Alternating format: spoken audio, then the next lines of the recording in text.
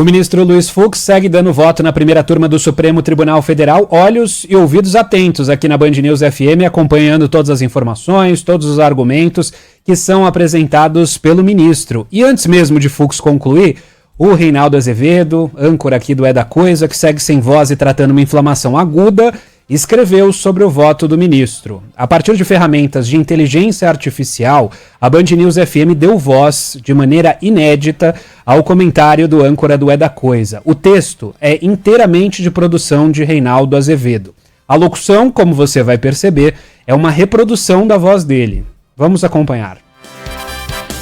Fux, que já condenou 400 vezes, dá voto vergonhoso sobre peixões do golpe. Não é preciso aguardar que o ministro Luiz Fux termine o seu voto para que concluamos que se trata de uma das peças mais vergonhosas jamais pronunciadas na história do Supremo.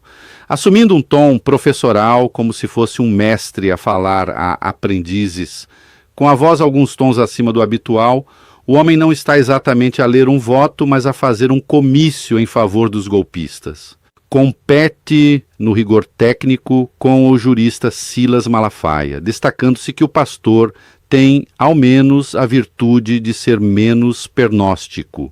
Nunca antes, na história do direito, tantos juristas e humanistas foram citados em defesa de criminosos. Prestem atenção.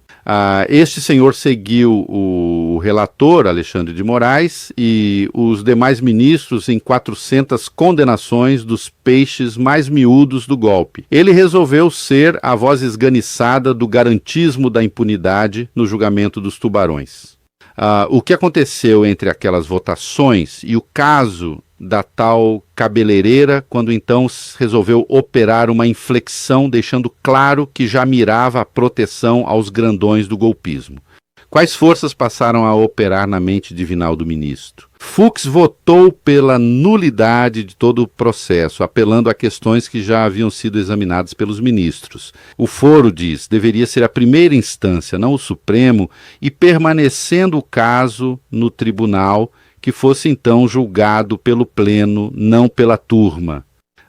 Alegou ainda cerceamento da defesa, que não teria tido tempo de examinar 70 terabytes de material colhido nas apurações, o que ele chamou de bilhões de páginas, hipótese, suponho, em que o processo seria concluído por volta do ano 2185. Comprou a tese do data dump, que ele chamou document dump, como se efetivamente todo e qualquer conteúdo extraído de celulares e computadores fossem relevantes para o processo. A tese foi inicialmente levantada pela defesa do general Braga Neto e, claro, encampada também pela de Bolsonaro, como se houvesse, no que eventualmente não se leu, alguma informação que contestasse, por exemplo, os testemunhos dos então comandantes do Exército e da Aeronáutica, respectivamente Freire Gomes e Batista Júnior, sobre a minuta golpista.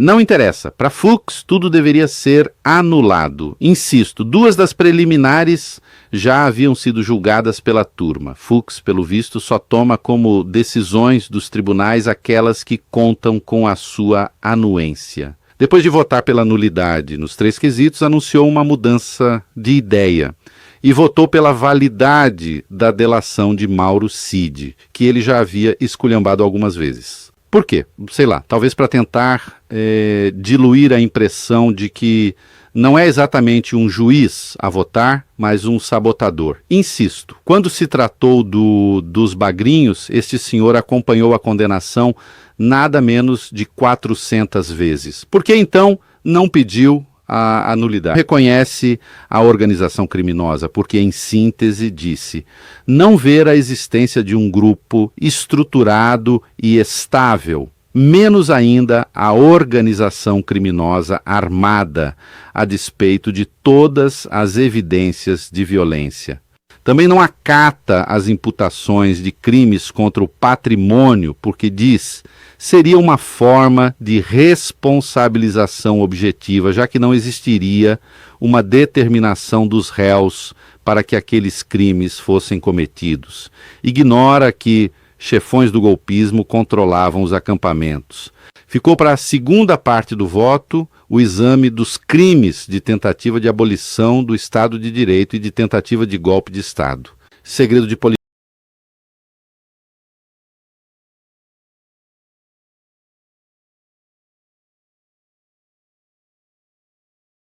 Dois tipos como crimes autônomos, mas entende que a tentativa não caracteriza o crime consumado e que se dane o Código Penal e vê no conjunto nada além de atos preparatórios, jamais executórios. Em suma, Fux votou pela nulidade do processo 3